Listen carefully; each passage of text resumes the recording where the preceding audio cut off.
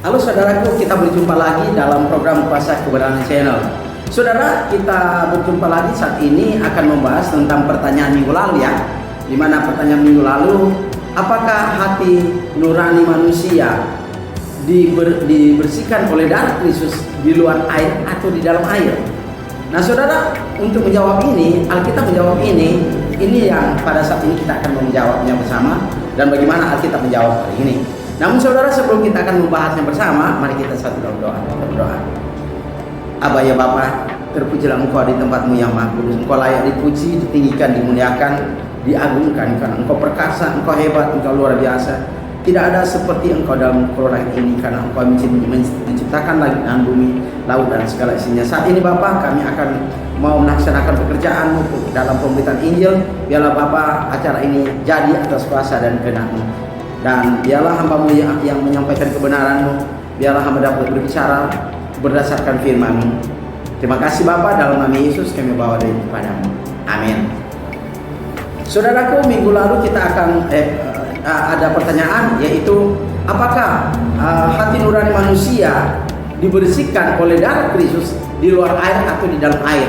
Nah saudara, berhubungan dengan pertanyaan ini yang kita akan bahas, tema kita pada saat ini adalah ya, mengapa hati nurani manusia harus disucikan oleh darah Kristus di dalam air, ya. Nah saudara, tujuannya adalah mengajarkan kepada kita manusia bahwa banyak pengajar Alkitab tidak mengajarkan ini kepada umat manusia, malah cuma mengajarkan tentang baptisan, tetapi apa yang terjadi di dalam air baptisan itu tidak pernah diajarkan, dan hanya mengajarkan ada pengampunan dosa. Dan saat ini saudara, kita akan bahas bersama, ya saudara, apa yang terjadi ketika hati nurani manusia dibersihkan oleh darah Kristus di dalam air.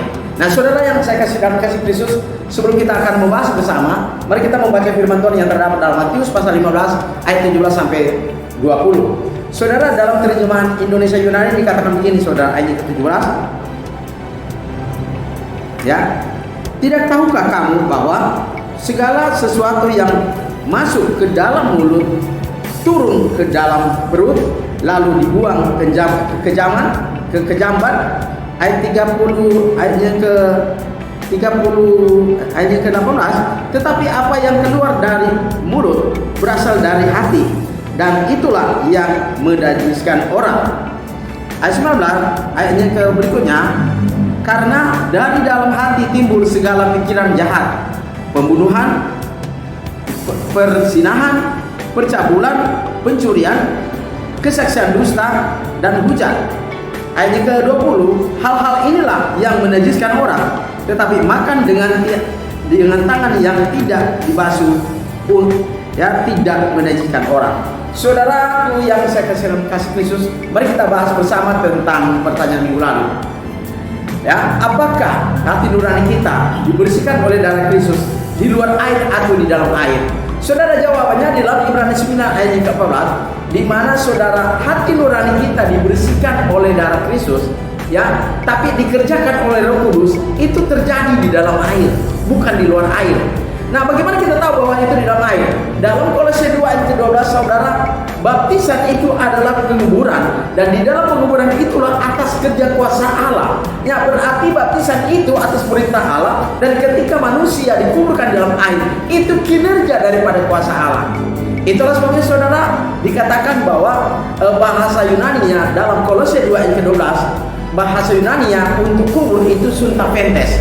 Suntapentes artinya tertutup, ya, artinya tertutup dengan air. Nah, yang menjadi pertanyaan adalah apa yang terjadi di dalam air ketika Anda dibaptis ke dalam air, ya. Nah, itulah disebut dengan penguburan, ya. Apa tujuannya kita harus dikubur? Karena secara jasmani kita masih hidup, dan secara rohani kita mati di dalam dosa. Dalam Roma 6 ayat yang kedua dikatakan kita mati karena dosa itu. Dan itulah sebabnya mengapa Allah harus menggunakan air, dan airnya itu banyak supaya kita dikuburkan di dalam air. Karena secara jasmani kita masih hidup, dan ketika kita masuk ke dalam air, maka di dalam air itulah kinerja kuasa Allah atau roh yang kekal bekerja di dalam air itu. Untuk apa saudaraku? Yaitu untuk mencuci untuk membersihkan, untuk mentahirkan, untuk menyatakan halal hati nurani Anda yang dibersihkan oleh darah Kristus, tapi dikerjakan oleh roh yang kekal atau Roh Kudus itu. Oleh sebab itu, saudara, pengertian hati nurani yaitu suntafentes. Saudara, kata suntafentes ini asal katanya dari suntafentes yang artinya rasa, kepekaan, perasaan, kepekaan, saudara. Jadi hati nurani kita inilah yang harus dibersihkan. Nah, sekarang pertanyaannya, apakah di luar air? Tidak, saudara, di dalam air.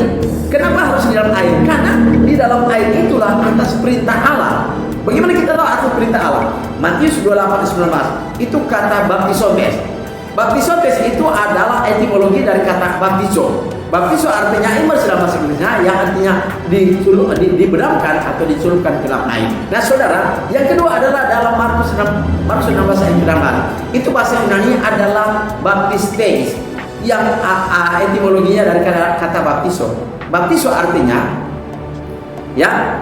dibenamkan atau dicelupkan, sama imersnya dalam bahasa Inggrisnya. Nah, saudaraku yang saya kasih Kristus, tidak pernah di dalam Alkitab menjelaskan bahwa hati nurani manusia dibersihkan itu di luar air, tetapi Allah menentukan di dalam air. Kenapa Allah menentukan di dalam air? Karena air itu adalah sebagai penguburan, ya. Oleh sebab itu, saudara, dengan ini, yang pelajaran ini, kita diajak oleh firman Tuhan, oleh Allah, bahwa kita harus menaati. Nah, pertanyaannya lanjut adalah, bagaimana kalau kita tidak dimasukkan ke dalam air? Apakah hati nurani kita dibersihkan atau dicuci oleh darah Kristus? Tidak, saudara. Siapapun Anda manusia, apakah pejabat apapun, tetapi ketika Anda tidak melaksanakan apa yang diperintahkan, saudara, oleh Allah, yaitu harus masuk ke dalam air, karena kuasa Allah atau Roh Kudus itu bekerja di dalam air, bukan di luar air, saudara. Bagaimana kita tahu di dalam air? Itu Kolose 2 ayat ke-12. Baptisan itu adalah sebagai baptisan itu masuk ke dalam air. Yang kedua adalah penguburan. Penguburan bagaimana? Berarti kan ditutup, ya. Kata ditutup. Apa yang terjadi dalam air? Sama seperti terjadi di dalam kubur Yesus. Apa yang terjadi di dalam diri Yesus ketika di dalam kubur? Ditutup oleh batu. Apa yang terjadi? Roh Kudus bekerja. Dalam Roma pasal 8:11 bahwa roh yang kekal itu membangkitkan Kristus. Nah, roh yang kekal membangkitkan Kristus, artinya roh kekal itu bekerja di dalam kubur untuk membangkitkan Yesus. Sama seperti kita, saudara. Hati nurani kita dibersihkan oleh darah Kristus. Darah Kristus, saudara, hanya sebagai alat. Untuk apa? Alat untuk membersihkan hati nurani kita. Tetapi yang mengerjakan pencucian itu adalah Roh Kudus. Itu Kolose 2 ayat ke-12. Kerja kuasa Allah. Kerja kuasa Allah untuk apa? Dia bekerja di dalam air mencuci hati nurani kita. Oleh sebab itu, apa yang terjadi ketika kita keluar dalam air? Dan itu kita akan bahas minggu depan. Oleh sebab itu, saudara, melalui pelajaran ini, bahwa tidak pernah terjadi dalam Alkitab, tidak pernah ditulis dalam Alkitab, dan tidak pernah diajarkan dalam Alkitab bahwa hati nurani manusia dibersihkan oleh darah Kristus di luar air, tetapi harus di dalam air. Mengapa harus di dalam air? Karena penguburan dan masuk dalam air adalah perintah Allah, bukan perintah manusia, bukan perintah pendeta, bukan perintah meyaki, bukan perintah malaikat dari surga, bukan perintah para rasul, tapi perintah Yesus Kristus. Yesus Kristus menerimanya dari Bapa yang di surga. Semoga dengan pelajaran ini memberikan motivasi bagi kita bahwa siapa yang tidak melaksanakan itu masuk dalam air, maka tidak ada pengampunan dosa.